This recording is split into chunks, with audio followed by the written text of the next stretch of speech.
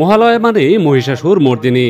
মহালয়া শব্দটিকে সাধারণত স্ত্রীবাচক শব্দ হিসেবে ব্যবহার করা হয়, কারণ এই দিনেই পিতৃপক্ষের অবসান হয়। সেই সাথে হয় অমাবস্যার অন্ধকার দূর হয়ে আলোকময় দেবীপক্ষের শুভারম্ভ।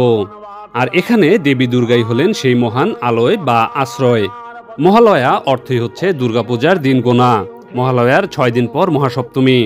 সনাতন ধর্মাবলম্বীরা মনে করেন এই দিনই পিতৃপক্ষের অবসানে দেবীপক্ষের সূচনা। দেবী আসছেন। মহালয়ার দিন থেকেই পুজোর আনন্দে মেতে ওঠে সকল সনাতন ধর্মাবলম্বী। এ উপলক্ষে জানান নিজের পরিবারের সদস্য ও বন্ধু বান্ধবদের শুভেচ্ছা। প্রতিমা কারিগররা এদিনে করেন দেবী দুর্গার প্রতিমায় চক্ষুদান। এদিন ভোরবেলায় ঘুম থেকে উঠে স্নান সেরে ধুতি পরে খালি পেটে পূর্বপুরুষদের উদ্দেশ্যে তর্পণ করা হয়। একই সাথে দরিদ্রসহ বিভিন্ন প্রাণীকে খাবার বিতরণ করা হয়।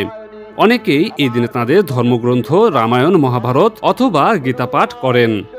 মহালয়ার মাধ্যমে শুরু হয় দুর্গাপূজার দীর্ঘ 1 বছর পর উৎসবে মেতে ওঠে সনাতন ধর্মাবলম্বীরা।